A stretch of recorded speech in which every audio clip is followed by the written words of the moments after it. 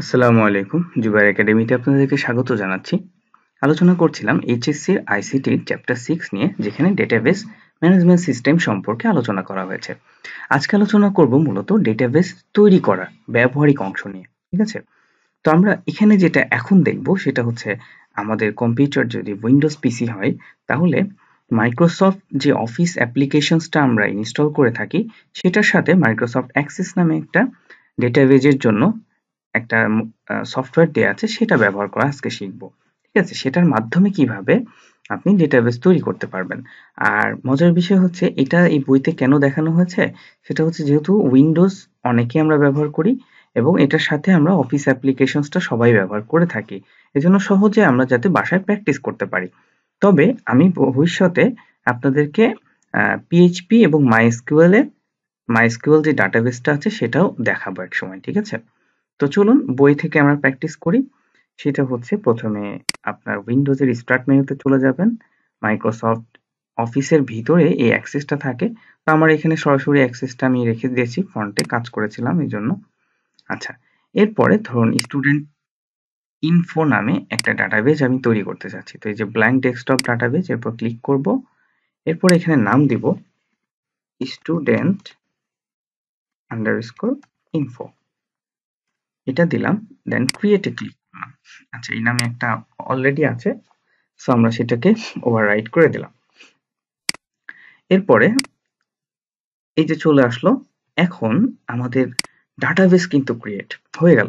এই যে দেখুন, বইতে যা যা বলেছে আমরা তাই তাই করেছি। এই যে মাইক্রোসফট অ্যাক্সেসে গেলাম, এটা 2010 আর 16 কোনো সমস্যা না, যে কোনো ভার্সন একই রকম।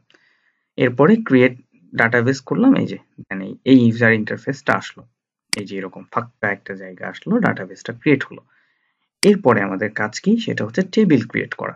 আমি একটু ফাস্ট বলে যাচ্ছি, যেহেতু আগের ইয়েটাতে আমি এটা নিয়ে মানে থিওরিটিক্যাল বিষয়টা আলোচনা করে ফেলেছি, এখানে প্র্যাকটিক্যালি দেখাচ্ছি। আচ্ছা, এরপরে আমরা টেবিল ক্রিয়েট করব।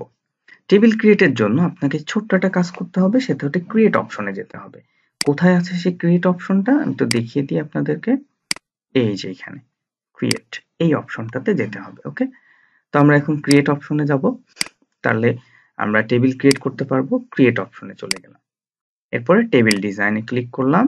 এই যে আমাদের ফিল্ড এবং ডেটা টাইপস লেখার জায়গা চলে আসলো। এখন ধরুন আমাদের যেহেতু স্টুডেন্ট ইনফরমেশন লিখতে হবে, সো আমাদের স্টুডেন্টের আইডি থাকবে, নাম থাকবে, তার বাবার নাম, মায়ের নাম, এই যে দেখুন এখানে দেখানো আছে। ঠিক এই কাজটা আমরা এখানে করার চেষ্টা করি। হ্যাঁ, আচ্ছা, প্রথমে আইডি দিলাম। আইডি, এটার ডাটা টাইপস দিতে হবে। তো ডাটা টাইপসটা কি হবে, আমরা বললাম যে অটো নাম্বার। ঠিক আছে, এরপরে দিলাম হচ্ছে নেম, এটাকে বললাম হচ্ছে শর্ট টেক্সট। আচ্ছা, সমস্যা নাই। এরপর বললাম ফাদার্স নেম, এটাকেও বললাম শর্ট টেক্সট। এরপর বললাম মাদার্স নেম, এটাকেও শর্ট টেক্সট, সমস্যা নাই। আচ্ছা, এইভাবে আপনি আপনার সবকিছু করে নিবেন। হ্যাঁ, আপনার ফিল্ড গুলোকে এইভাবে ফিল আপ করে নিবেন। হ্যাঁ, আচ্ছা, এরপরে আমি আর সবকিছু দেখাচ্ছি না, জাস্ট শর্টে দেখানোর চেষ্টা করছি। এখন এটাকে সেভ করবেন কিভাবে? সেভ করার জন্য এই যে এখানে একটা অপশন আছে না, উপরে একদম কোণার দিকে সেভ, কন্ট্রোল এস চাপলেও হবে বা এটাতে ক্লিক করলেও হবে। এটাতে ক্লিক করলে যে টেবিলের নাম দিতে পারেন। আমি টেবিলের নাম দিচ্ছি না, টেবিল 1। এরপরে আমার এখানে একটা প্রাইমারি কি চাচ্ছে, যেহেতু আমি কোনো প্রাইমারি কি সিলেক্ট করিনি।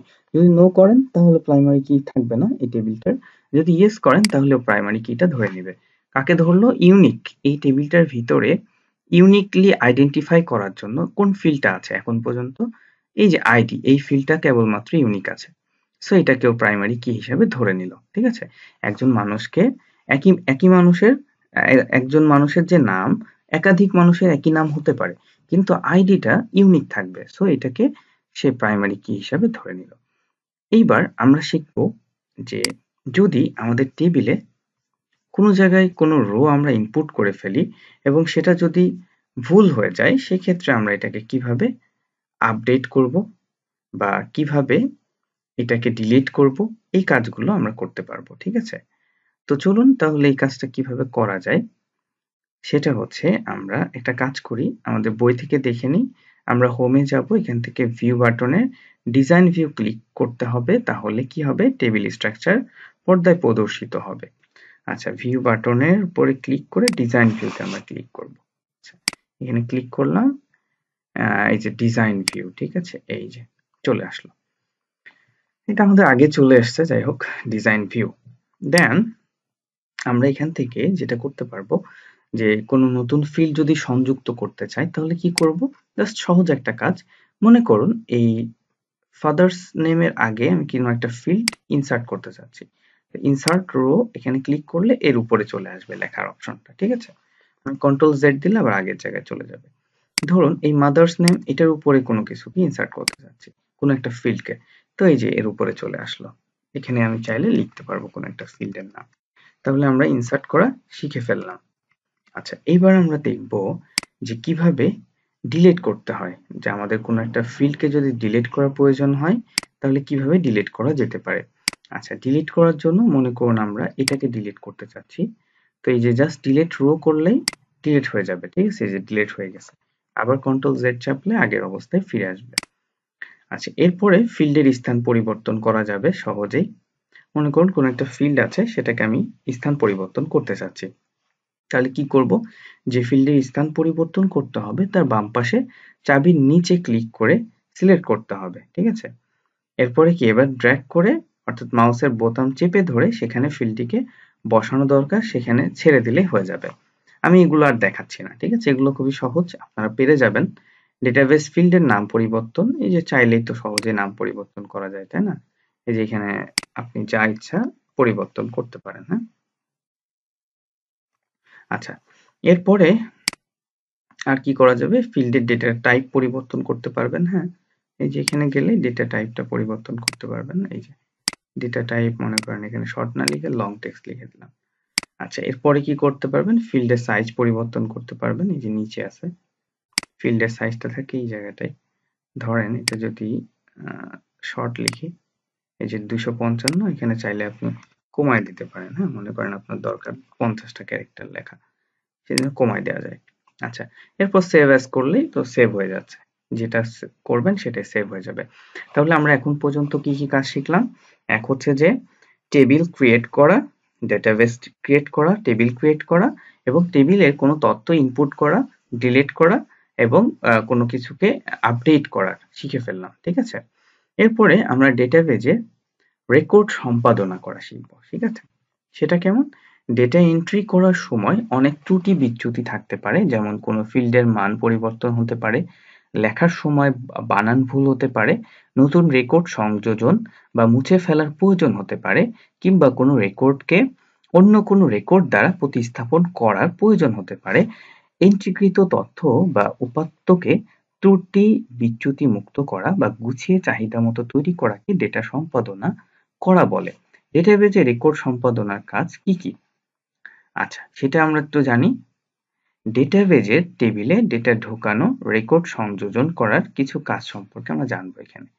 ডেটাবেজে রেকর্ড সম্পাদন করতে যেসব কাজ করা হতে পারে তা হলো নতুন রেকর্ড যোগ করা, নতুন রেকর্ড দিয়ে প্রতিস্থাপন করা, রেকর্ড মুছে দেওয়া, ফিল্ডের মান পরিবর্তন বা প্রতিস্থাপন করা, বানান সংশোধন করা। এই যে এখানে আমরা একটু সেগুলো দেখি কি কি হতে পারে। আচ্ছা, আমরা এবার একটু থিওরিটিক্যাল কিছু বিষয় পড়ি, হ্যাঁ। এই যে দেখুন, ডেটা শিট ভিউ মোডে ডেটা ইনপুট করা যায়, ঠিক আছে। অন্য টেবিল থেকে অ্যাপেন্ড ফর্ম করে ডেটা ইনপুট করা যায়। তার মানে কি, অন্য একটা টেবিল থেকে আপনি অ্যাপেন্ড ফর্ম করেও ডেটা ইনপুট করতে পারবেন। অন্য কোনো অ্যাপ্লিকেশন প্রোগ্রাম যেমন সিএসভি থেকে ইম্পোর্ট করে ডেটা ইনপুট করা যায়। আপনি একটা সিএসভি মানে মাইক্রোসফটের যে এক্সেল ফাইল আছে সেখান থেকেও আপনি ডেটা এখানে ইনপুট করতে পারবেন। ডেটাবেসটি ওপেন করতে হবে প্রথমে, তারপর কি নেভিগেশন প্যানের টেবিলের তালিকা থেকে ডেটা টেবিলটিতে ডাবল ক্লিক করে টেবিলটি ওপেন করতে হবে। টেবিলটির সব শেষের রেকর্ডের নিচের সারির প্রথম ফিল্ডে ক্লিক করে নতুন ডেটা এন্ট্রি করতে হবে। এরপর ডেটা টেবিলটি ক্লোজ করে বের হয়ে গেলে এন্ট্রি করা ডেটা স্বয়ংক্রিয়ভাবে সংরক্ষিত হবে। একটা জিনিস আপনাদের বলে রাখি, আপনি যদি ডেটাবেসটা সেভ করে রাখেন আপনার ডেটা কিন্তু আপনি যদি বেরও হয়ে যান ওখানে সংরক্ষিত থাকবে, হ্যাঁ, ফ্রিজের মতো। আপনি যখন আসবেন আবার ওই ডেটাবেসটার ভিতরে ঢুকলেই ডেটাগুলো পেয়ে যাবেন। আচ্ছা, এরপর জানবো এন্ট্রিকৃত ডেটা সংরক্ষণ করা। আমরা তো জানি যে সেভ করে ডেটাটা সংরক্ষিত করা যাবে। কোনো রেকর্ড ইনপুট বা সংশোধন করে সমাপ্ত হলে রেকর্ডটি আপনা আপনি সেভ হয়ে যায়। এছাড়াও রেকর্ড সেভ করার পদ্ধতি তো আমরা দেখেছি কন্ট্রোল এস বা উপরের দিকে যে আমাদের সেভ করার বাটন আছে, হ্যাঁ। ডেটাবেজে রেকর্ড বাদ দেওয়া মানে ডিলিট করা। যে রেকর্ডটি বাদ দিতে হবে তা সিলেক্ট করতে হবে। রেকর্ডটির উপর মাউস পয়েন্টার নিয়ে ডান বাটনে ক্লিক করলে কি হবে, একটি মেনু আসবে এবং মেনুর ডিলিট রেকর্ডের উপর ক্লিক করতে হবে। তো আমরা তো আসলে এইটা কাজ করলাম যে কিভাবে ডিলিট করতে হয়, হ্যাঁ। আমরা চাইলে রেকর্ডও ডিলিট করতে পারবো। আচ্ছা, এরপরে ব্যবহারিক কোয়েরি। কোয়েরি সম্পর্কে আমরা এখানে পড়ব। সেটা হচ্ছে যে এই অধ্যায়ে আমরা মূলত কিভাবে ডেটা টেবিল তৈরি করা যায় এবং তাতে ডেটা ইনসার্ট করা যায় তা শিখেছি। এখন আমরা যেহেতু লক্ষ লক্ষ ডেটা নিয়ে কাজ করব সেক্ষেত্রে কি করতে হবে, আমার কোয়েরির দরকার হবে। যেমন সিলেক্ট কোয়েরি, এটা কি করে টেবিলের ডেটা বা ফিল্ড সিলেক্ট করে। যে কোয়েরি পরিচালনা করা হয় তাকে সিলেক্ট কোয়েরি বলে। তার মানে কি টেবিলের ডেটা বা ফিল্ডকে সিলেক্ট করার জন্য যে কোয়েরিটা ব্যবহার করব সেটা হচ্ছে সিলেক্ট কোয়েরি। প্যারামিটার কোয়েরি, এটা কি ডায়লগ বক্সের মধ্যে বিভিন্ন প্যারামিটার নির্ধারণ করে যে কোয়েরি পরিচালনা করা হয় তাকে কি বলবো, প্যারামিটার কোয়েরি। এরপর কি ক্রস ট্যাব কোয়েরি, কোয়েরিকৃত ডেটাকে সামারি বা গ্রুপ আকারে উপস্থাপনের জন্য যে কোয়েরি ব্যবহার করা হয় তাকে ক্রস ট্যাব কোয়েরি বলে। এরপর কি আছে আনম্যাচড কোয়েরি, কোনো শর্তের উপর ভিত্তি করে একটি টেবিলের রেকর্ডের সাথে সামঞ্জস্যপূর্ণ না হলে তা আনম্যাচড কোয়েরি দিয়ে খুঁজে বের করা যায়। অর্থাৎ এক্ষেত্রে যে সকল রেকর্ডের সাথে মিল খুঁজে পাবে না কেবল সে সকল রেকর্ড খুঁজে বের করবে এবং তা কোয়েরিতে ফলাফল হিসেবে প্রদর্শন করবে। অ্যাকশন কোয়েরি কি করে, কোনো কোয়েরি ফলাফল দিয়ে যখন টেবিলের ডেটা সমূহের কোনো পরিবর্তন সাধন করা হয় তখন তাকে অ্যাকশন কোয়েরি বলে, ঠিক আছে। আর অ্যাপেন্ড কোয়েরি কি করে, কোয়েরির ফলাফল অন্য কোনো ডেটা টেবিলের শেষে সংযোগ করার জন্য অ্যাপেন্ড কোয়েরি তৈরি করা হয়। তার মানে কি কোনো একটা কোয়েরি ফলাফল অন্য কোনো ডেটা টেবিলের শেষে সংযোগ করার জন্য এই অ্যাপেন্ড কোয়েরিটা ব্যবহার করা হয়। আপডেট কোয়েরি কি করে, কোয়েরিতে যে সকল রেকর্ড আউটপুট হিসেবে বিবেচিত হবে তার এক বা একাধিক ফিল্ডের মান পরিবর্তন করে অন্য মান দিয়ে প্রতিস্থাপন করার জন্য আপডেট কোয়েরি ব্যবহার করা হয়। ডিলিট কোয়েরি তো আমরা জানি ডিলিট করার জন্য। আর মেক টেবিল কোয়েরি হচ্ছে কি ফলাফল দিয়ে নতুন ডেটা টেবিল তৈরি করা হলে তাকে মেক টেবিল কোয়েরি বলে। আমরা কিন্তু এগুলো মূলত আমরা বেসিক শিখছি, হ্যাঁ। এখান থেকে আমরা শিখলাম যে কিভাবে এই কাজটা হয়, কোয়েরি গুলো কি কি আছে সেগুলো সম্পর্কে আমরা এতক্ষণ শিখলাম। কোয়েরি ভাষা সম্পর্কে আমরা এখন জানবো। আমি কিন্তু আপনাদেরকে আগে দেখিয়ে ফেলেছি যে কিভাবে মাইক্রোসফট এক্সিস ব্যবহার করতে হয়। তো মূলত মাইক্রোসফট এক্সিসটা এখানে দেখাচ্ছি। এরপরে আমি চেষ্টা করব নতুন যে সিলেবাসটা এসেছে আমার কাছে, স্লাইডও পেয়ে গেছি, সেখানে চেষ্টা করব মাইএসকিউএল বা এসকিউএল যেটা স্ট্রাকচারেড কোয়েরি ল্যাঙ্গুয়েজ এটা দেখানো, ঠিক আছে। কোয়েরি ভাষা সম্পর্কে আমি যদি বলি, ডেটাবেজে সংরক্ষিত অসংখ্য তথ্য থেকে কোনো নির্দিষ্ট শর্ত সাপেক্ষে তথ্য খুঁজে বের করাকে বলা হয় কোয়েরি। তার মানে কি কোয়েরি জিনিসটা কি, ডেটাবেজে সংরক্ষণ করা আছে, হ্যাঁ, অসংখ্য তথ্য, সেখান থেকে একটা নির্দিষ্ট তথ্যকে শর্ত সাপেক্ষে খুঁজে বের করে আনবো, সেটাকে মূলত বলা হবে কোয়েরি। কোয়েরির সাহায্যে নির্দিষ্ট ফিল্ডের ডেটা নির্দিষ্ট গ্রুপের ডেটা নির্দিষ্ট শর্ত অনুসারে প্রদর্শন করা যায়। আর যে ভাষার সাহায্যে কোয়েরি করা যায় তাকে কোয়েরি ভাষা বলে। তাছাড়া ডেটাবেজের বিভিন্ন object, table, view, index, sequence তৈরি, পরিবর্তন ও মুছে ফেলা, ডেটা সংযোজন, ডেটা উত্তোলন, ডেটা আধুনিকীকরণ, ডেটা মুছে ফেলার কাজেও কোয়েরি ভাষা ব্যবহার করা হয়। তো আমরা আগেই বলেছি যে কোয়েরি ভাষা কি কি আছে, এক হচ্ছে স্ট্রাকচারেড কোয়েরি ল্যাঙ্গুয়েজ এসকিউএল, আরেকটা হচ্ছে কিউইউইএল কোয়েরি ল্যাঙ্গুয়েজ, আরেকটা হচ্ছে কিউবিই কোয়েরি বাই এক্সাম্পল। তো স্ট্রাকচারেড কোয়েরি যেটা এসকিউএল, এটা সম্পর্কে বলি, সেটা হচ্ছে এসকিউএল এর পুরো অর্থ হলো স্ট্রাকচারেড কোয়েরি ল্যাঙ্গুয়েজ, যেটাকে আমরা রিলেশনাল ডেটাবেজ ব্যবহারের জন্য একটি শক্তিশালী হাতিয়ার বলে চিন্তা করে থাকি। এসকিউএল হলো কতকগুলো স্টেটমেন্টের সমষ্টি এবং অধিকাংশ এসকিউএল স্টেটমেন্টই ফলাফল হিসেবে রেকর্ড প্রদান করে। বিভিন্ন RDBMS যেমন ওরাকল, এসকিউএল সার্ভার, মাইএসকিউএল তে ডেটা ম্যানিপুলেশন ভাষা হিসেবে এসকিউএল ব্যবহৃত হয়। বর্তমানে এসকিউএল বিভিন্ন শ্রেণীর কার্য সম্পাদনের জন্য ব্যবহৃত হয়, যেমন ডেটা কোয়েরি করা, ডেটা সন্নিবেশ করা বা মুছে ফেলা, ডেটাবেজে object, table, view, index, sequence তৈরি করা ও সংশোধন করা। তাহলে মাইএসকিউএল বা এসকিউএল এগুলো কোথায় ব্যবহৃত হয়? ডেটা কোয়েরি করা, ডেটা সন্নিবেশ করা বা মুছে ফেলার জন্য, এবং ডেটাবেজে অবজেক্ট যেমন টেবিল, ভিউ, ইন্ডেক্স, সিকোয়েন্স তৈরি করা ও সংশোধন করা, এগুলোর জন্য আমরা এসকিউএল, মাইএসকিউএল এগুলো ব্যবহার করে থাকি। ওরাকল, ঠিক আছে, এই ধরনের। এরপরে আমরা কিউইউইএল কোয়েরি ল্যাঙ্গুয়েজ, এই ধরনের ভাষার জন্ম হয় interactive graphics and retrieval system নামক রিলেশনাল ডেটাবেস সিস্টেমের জন্য। এই ভাষার উদ্ভাবক প্রতিষ্ঠান হচ্ছে ইউনিভার্সিটি অফ ক্যালিফোর্নিয়া অ্যাট বার্কেলি। এইখান থেকে এটা মূলত আবিষ্কার হয়েছে। এটা কি করেছিল? কিউইউইএল হলো কতগুলো স্টেটমেন্টের সমষ্টি। কিউইউইএল মূলত টুপল রিলেশনাল ক্যালকুলাস এবং সেট অপারেশনের উপর ভিত্তি করে তৈরি করা হয়। একটি কোয়েরি ল্যাঙ্গুয়েজ কিউইউইএল এর সাহায্যে সেট অপারেশনের ইউনিয়ন, ইন্টারসেকশন, মাইনাস মাধ্যমে কোয়েরি করা হয়। কিউইউইএল এ যেসব স্টেটমেন্ট ব্যবহৃত হয় তা হলো create, range, index, modify and destroy. এরপরে আছে কি QBE, query by example. QBE domain relational ক্যালকুলাসের উপর ভিত্তি করে তৈরি করা হয়েছে এবং এর দ্বিমাত্রিক সিনট্যাক্স আছে। এক্ষেত্রে একটি এক্সাম্পলের মধ্যে ব্যবহারকারী কি করতে চায় তা বর্ণনা করা হয় এবং এই এক্সাম্পল অনুসারে অন্যান্য কোয়েরি করা হয়। বর্তমানে কিউবিই কিউএমএফ কোয়েরি ম্যানেজমেন্ট ফ্যাসিলিটির অংশ হিসেবে ব্যবহৃত হচ্ছে। সবচেয়ে বেশি ব্যবহৃত হচ্ছে বর্তমানে, আমরা সেটা নিয়ে কাজ করব। আমরা বেশি ব্যবহার করব সেটা হচ্ছে এসকিউএল বা যেটা স্ট্রাকচার্ড কোয়েরি ল্যাঙ্গুয়েজ। এই যে এখানে বলা আছে এসকিউএল। এসকিউএল এর পূর্ণ অর্থ হলো structured query language.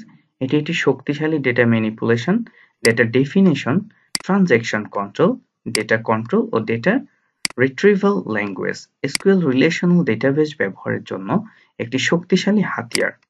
SQL database table, view, index তৈরিতে ব্যবহৃত হয়। এসকিউএল হলো কতগুলো স্টেটমেন্টের সমষ্টি এবং অধিকাংশ এসকিউএল স্টেটমেন্টই ফলাফল হিসেবে রেকর্ড সেট প্রদান করে।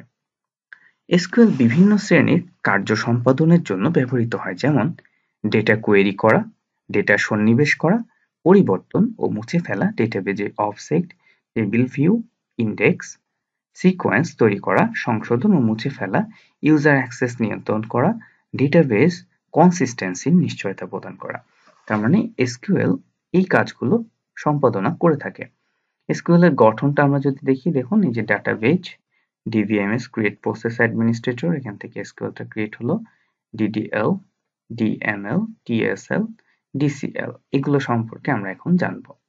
সেটা কি? এসকিউএল মূলত select from, where, group by, having, order by expression গুলো নিয়ে গঠিত।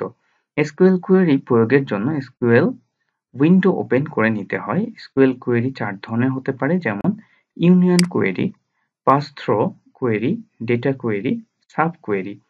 আচ্ছা, এখানে আমরা কি কি কোয়েরি ব্যবহার করব দেখুন। Data definition language, DDL. Create এর ভিতরে আছে অল্টার, ড্রপ, রিনেম, ট্রানকেট। আচ্ছা, এটা কি কি কাজে লাগে? ক্রিয়েট মানে টেবিল ক্রিয়েটের জন্য আমরা এটা ব্যবহার করেছি। অল্টার তৈরিকৃত টেবিল, ভিউ, ইন্ডেক্স, সিকোয়েন্স এর স্ট্রাকচার পরিবর্তন করার জন্য। এরপর আছে কি ড্রপ, মানে কোনো টেবিলকে মুছে ফেলার জন্য। তৈরিকৃত টেবিল রিনেম করার জন্য, ঠিক আছে। ডেটা মুছে ফেলার জন্য ব্যবহৃত হয়, তবে টেবিল স্ট্রাকচার ও কনস্ট্রেইন্ট ঠিক রাখে। আচ্ছা, ডিএমএল ডাটা ম্যানিপুলেশন ল্যাঙ্গুয়েজ কি করে? সিলেক্ট, ইনসার্ট, আপডেট, ডিলিট, এগুলো হচ্ছে ডেটা ম্যানিপুলেশন ল্যাঙ্গুয়েজ দিয়ে করা হয়ে থাকে। এই কমান্ডের মাধ্যমে ডেটাবেস থেকে ডেটা রিট্রিভ করা হয়, সিলেক্টের মাধ্যমে ডেটাগুলোকে সিলেক্ট করে নিয়ে আসা হয়, ইনসার্টের মাধ্যমে ডেটাকে ইনসার্ট করা হয়, আপডেটের মাধ্যমে কোনো ডেটাকে আপডেট করা যায়, ডিলিটের মাধ্যমে মুছে ফেলা। আচ্ছা, সংরক্ষণের জন্য ব্যবহৃত হয় কি? কমিট, সেভ পয়েন্ট, রোলব্যাক, এগুলোর মাধ্যমে সংরক্ষণ করা হয়, এটাকে বলে টিসিএল। আরেকটা আছে কি ডিসিএল, গ্র্যান্ট অ্যান্ড রিভক। ডেটাবেজের ইউজারদের প্রিভিলেজ প্রদান করা, মানে কে কতটুকু অ্যাক্সেস করতে পারবে, ডেটাবেজের ইউজারদের প্রিভিলেজ বাতিল করা। ঠিক আছে, এই বিষয় সম্পর্কে আমরা এখানে একটু শিখব। অপারেটর, অপারেন্ড ও এক্সপ্রেশন, এগুলো সম্পর্কে আমরা জানি। অ্যারিথমেটিক্যাল অপারেটর, কম্পারিজন অপারেটর, এগুলো হচ্ছে অপারেটর। ঠিক আছে, এরপরে লজিক্যাল অপারেটর। এরপরে হচ্ছে একটু ফাস্ট আগিয়ে যাচ্ছি কারণ নতুন সিলেবাস চলে এসেছে, তো আগের এই সিলেবাসটা জাস্ট ভালো ছিল, এই জন্য আর কি শেষ করে যাচ্ছি। ডাটাবেসের চ্যাপ্টারটা শেষ করার জন্য মূলত এই আজকের ইয়েটা। ডেটাবেসটি ওপেন করার পরে আপনি কি করবেন, ক্রিয়েটে গিয়ে এখান থেকে ক্লিক করে কোয়েরি ডিজাইন, এই যে এখানে কোয়েরি ডিজাইনে ক্লিক করলে এখানে চলে আসবে। ঠিক আছে, এরপরে আপনি এখানে সিলেক্ট করতে পারবেন, এখান থেকে যে টেবিল বা টেবিল সময়ের ভিত্তিতে কোয়েরি করতে হবে সেগুলো আলাদাভাবে সিলেক্ট করে নিতে পারবেন। অ্যাড বাটনে ক্লিক করতে হবে, দেন আপনার এই যে ক্লোজ বাটনে ক্লিক করে ডায়লগ বক্সটি বন্ধ করে দিতে হবে। আচ্ছা, এরপরে আমরা তো ফিল্ড সম্পর্কে জানি, টেবিল কি, শর্ট কি, এগুলো মোটামুটি আমরা এর আগের ইয়েতে জেনেছি। আচ্ছা, এরপরে কোয়েরিটি সেভ করি, রিবনের ডিজাইন ট্যাবের অধীনে রানের উপর ক্লিক করে কোয়েরিটি রান করি। আচ্ছা, আমি তো দেখিয়ে দিয়েছি যে কিভাবে এই কাজগুলো করবেন, এখানে জাস্ট যেভাবে দেখানো আছে এভাবে আপনি আপনার মাইক্রোসফট অ্যাক্সেসে কাজ করতে পারবেন। ডেটাবেসটি ওপেন করি, রিবনে ক্রিয়েটের উপর ক্লিক করি, এবারে কোয়েরি ডিজাইনের উপর ক্লিক করি। আচ্ছা, এখানে কি বলেছে যে দেখুন যে কোয়েরিটি আমরা এসকিউএল ভিউ বিল্ডারের সাহায্যে করব। প্রশ্ন হচ্ছে কিভাবে এসকিউএল ভিউ বিল্ডারটা পাবো, এটার জন্য এই যে কোয়েরি ডিজাইনের ভিতরে গিয়ে এই যে এসকিউএল ভিউ বিল্ডারটা আমরা পেয়ে গেলাম। এখান থেকে এই যে ডায়লগ বক্স থেকে এই যে আমরা এসকিউএল ভিউ বিল্ডারটা এখান থেকে নিতে পারি, ভিউ অপশন থেকে। ঠিক আছে, যেহেতু আমরা এসকিউএল দিয়ে কোয়েরি করব তাই ক্লোজ বাটনে ক্লিক করে ডায়লগ বক্সটি বন্ধ করে দিতে হবে। দেন এবারে ডিজাইন ট্যাবের থেকে ভিউ এর উপর ক্লিক করলে এসকিউএল ভিউটা আমরা পেয়ে যাব। সেখানে কি আমরা এই যে সিলেক্ট স্টার মানে হচ্ছে যত ফিল্ড থাকবে সবগুলোকে সে সিলেক্ট করে ফেলবে ফ্রম স্টুডেন্ট ইনফরমেশন, এটাকে এই কোয়েরিটা লেখে যদি আমরা এন্টার করি তাহলে সাথে সাথে আমার পুরো স্টুডেন্ট ইনফরমেশনটা আমাকে শো করবে। আচ্ছা, যাই হোক, এই যে এখানে কিছু কোয়েরি আছে, এই কোয়েরি গুলো নিয়ে আরেকটা লেকচারে আলোচনা করব, আজকে সব আলোচনা করলে অনেক বড় হয়ে যাবে আর কি। তো মূলত আশা করব আপনারা বাসায় এইভাবে কোয়েরি লিখে স্টুডেন্ট ইনফরমেশন টেবিলটা ক্রিয়েট করতে পারবেন, আপনারা যদি একটু চেষ্টা করেন। এই যেখানে প্রাইমারি কি হিসেবে আইডি কে দেখানো আছে। ঠিক আছে, তো এটার জন্য আপনারা কি করবেন সেটা হচ্ছে যে এখানে দেখানো আছে এই যে ক্রিয়েট টেবিল স্টুডেন্ট ইনফরমেশন, এই টোটাল কথাটা সেম টু সেম লিখে আপনি যদি ইনপুট করে দেন তাহলেও হবে। টেবিলের নাম পরিবর্তন করার জন্য এই যে কি করতে হয়, রিনেম, এটা লিখতে হয়। দেন স্টুডেন্ট ইনফরমেশন, এই কথাটা কি, এটা হচ্ছে আগের টেবিলের নাম। আপনার টেবিলের নাম পরিবর্তন করছেন, দেন টু লেখার পরে নতুন নামটা এখানে লিখতে হয়। ঠিক আছে, আর টেবিল মুছে ফেলার জন্য এই যে ড্রপ টেবিল, এরপরে টেবিলের নাম দিলে টেবিলটা ডিলিট হয়ে যাবে। অল্টার টেবিল, এটা কি করেছে, এটা হচ্ছে যে যে অ্যাড লোকাল অ্যাড্রেস টেক্সট 25, এই অল্টার টেবিল কি করে যে স্টুডেন্ট ইনফরমেশন টেবিলে নতুন একটি ফিল্ড যদি আপনি যোগ করতে চান তাহলে আপনি অল্টার টেবিল লিখে যেই টেবিলে করতে চাচ্ছেন সেই টেবিলের নাম, দেন অ্যাড এই কথাটা লিখে তারপর নতুন একটা ফিল্ডের নাম এবং তার টাইপ এবং তার সাইজটা বলে দিতে হয়। আচ্ছা, এরপর টেবিল ফিল্ডের ডেটা টাইপ ও সাইজ পরিবর্তন করা, অল্টার টেবিল স্টুডেন্টস ইনফরমেশন, এরপর আমরা কি কাকে মডিফাই করতে চাচ্ছি, যে ওই যে লোকাল অ্যাড্রেস দিলাম সেটাকে আমরা মডিফাই করতে চাচ্ছি। তো এইভাবে এসকিউএল কমান্ডটা লিখতে পারবেন। আমি জাস্ট এখানে থিওরিটিক্যালি কিছু দেখালাম, কিছু প্র্যাকটিক্যালে দেখালাম, আপনারা বাসায় একটু প্র্যাকটিস করবেন। এরপরে আমরা যদি ডেটাগুলোকে ইনসার্ট করতে চাই তাহলে ইনসার্ট ইনটু, যে স্টুডেন্ট হচ্ছে সেই টেবিলের নাম, স্টুডেন্ট ইনফরমেশন, দেন যে ডেটাগুলো যে ফিল্ডের জন্য ইনপুট করতে চাচ্ছি এই যে সেইগুলো লেখা হয়েছে আইডি, নেম, ফাদার্স নেম, এগুলো এই ফিল্ডের জন্য ইনপুট করব। এরপরে আমরা হচ্ছে লিখলাম কি ভ্যালুস, তার মানে কি করলাম, ইনসার্ট ইনটু স্টুডেন্টস ইনফরমেশন, কোন কোন ফিল্ডের জন্য ডেটা আমি নিব সেই ফিল্ডগুলোর নাম এখানে, এরপর ভ্যালুস। এবার ভ্যালুস দিচ্ছি আমরা, যে মনে করুন আইডি দিলাম 3, তার নাম দিলাম পলাশ, সারোয়ার হচ্ছে তার বাবার নাম, সোফিয়া তার মায়ের নাম, তার বাড়ি কুষ্টিয়াতে, সে সায়েন্সে পড়ে, তার হচ্ছে টিউশন ফি হচ্ছে কত, 10,000। এরপরে আমরা তার ডেট দিয়ে দিলাম, কোন ডেটে সেই কাজটা করলো। এইভাবে আমরা কোয়েরি গুলো লিখতে পারি। নতুন রেকর্ড দিয়ে প্রতিস্থাপন করা। মনে করো স্টুডেন্টস ইনফরমেশন টেবিলের একটি রেকর্ডে ভুল হয়েছে, নামের পরিবর্তন করতে হবে, তাহলে ভুল সংশোধনের জন্য নিম্নরূপ কমান্ড প্রয়োগ করতে হবে। এই যে আপডেট কমান্ডটা আমরা ব্যবহার করব কার্ড পরে, আমরা টেবিলটা হচ্ছে স্টুডেন্ট ইনফরমেশন আর আপডেট করতে চাচ্ছি, তাহলে সেট নেম, যার নেমটা আমরা করতে চাচ্ছি সেটা কি, আনিস, আর ওয়্যার, যার টিউশন ফিটা কত, এত। ঠিক আছে, এখানে বলা আছে যে স্টুডেন্ট ইনফরমেশন টেবিলে একটি রেকর্ড ভুল হয়েছে, নামের পরিবর্তে হয়েছে, তাহলে ভুল সংশোধনের জন্য নামটা পরিবর্তন হয়েছে। ঠিক আছে, তাহলে আমরা কি করব, নেমের সেটটা করলাম কোথায়, নেমটাকে আনিস। আচ্ছা, এরপরে বললাম কি, যার টিউশন ফিসটা এত ছিল, কন্ডিশন দিয়ে দিলাম, ওয়্যার মানে কন্ডিশন দিয়ে। রেকর্ড মুছে দেওয়া, সমস্ত রেকর্ড মুছে দেওয়ার জন্য কমান্ড নিম্নরূপ, ডিলেট ফ্রম স্টুডেন্টস, তাহলে ওই স্টুডেন্টস টেবিলের সবকিছু ডিলিট হয়ে যাবে। মুছে ফেলার জন্য ওয়্যার স্টেটমেন্ট ব্যবহার করা যেতে পারে, যে মনে করেন বললাম যে যেখানে এই নামটা পাওয়া যাবে, আনিস নাম, এই রেকর্ডটাকে আপনি মুছে ফেলুন। ঠিক আছে, স্টুডেন্ট ইনফরমেশন টেবিল থেকে নির্দিষ্ট শর্ত সাপেক্ষে ডেটা দেখা। প্রত্যেক ছাত্রের টিউশন ফিসকে 100 গুণ করে তাদের name, father's name, tuition fees দেখার জন্য এসকিউএল কমান্ড। তাহলে এটা কিভাবে করব আমরা, সিলেক্ট নেম, সিলেক্ট হচ্ছে আমাদের যে কোয়েরি, নেম ফিল্ড গুলোকে সিলেক্ট করতে হবে। আমাদের কি কি ফিল্ড লাগবে দেখুন, নেম, ফাদার্স নেম এবং টিউশন ফিস। তাহলে নেম, ফাদার্স নেম এবং টিউশন ফিসকে আমরা ফিল্ড গুলোকে সিলেক্ট করলাম। এখানে বলা আছে টিউশন ফিসকে 100 গুণ করে তাদের সাথে। ঠিক আছে, তাহলে টিউশন ফিস যে ফিল্ড, এটার সাথে 100 কে গুণ করে দিলাম। ফ্রম স্টুডেন্টস ইনফরমেশন, যাদের টিউশন ফিস 10,000 থেকে 20,000 এর মধ্যে, তাদের টিউশন ফিসকে 100 গুণ করে দেখার। আচ্ছা, আমরা যদি এখন, এতক্ষণ তো বললাম যে একসাথে আমরা যদি সবার টিউশন ফিকে, মানে প্রত্যেক ছাত্রের টিউশন ফিকে 100 গুণ করে দিই, সেক্ষেত্রে এটা করলাম। কিন্তু স্পেসিফিক বলতে চাচ্ছি যে 10,000 থেকে 20,000 এর ভিতরে, তাহলে সেক্ষেত্রে আমাদের ওয়্যার কন্ডিশনটা ব্যবহার করতে হবে।